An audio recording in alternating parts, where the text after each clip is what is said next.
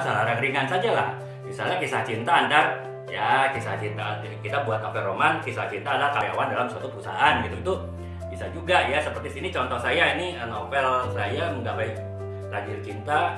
Ini sebetulnya bercerita tokoh utamanya Adi ya, dan dia sebetulnya cerita kisah cinta dia lah, dari mulai cinta monyet sampai dengan cinta yang real ya, sampai akhirnya menikah. Nah itu ketika dia ada 1, 2, 3, 4, kalau nggak salah 6 kali 7 kali kisah cinta lah ya di novel ini. Dan kisah cinta terakhir adalah kisah cinta di kantor, bagaimana dia bertemu dengan yang kemudian jadi istrinya dalam suatu pertemuan di kantor. Kebetulan istrinya orang di cabang ya, dia orang pusat gitu. Dan ketika dia sedang ada proyek di cabang tersebut, ya itulah bisa terjadi dari kisah cinta. Jadi bisa macam-macam sih teman-teman ya.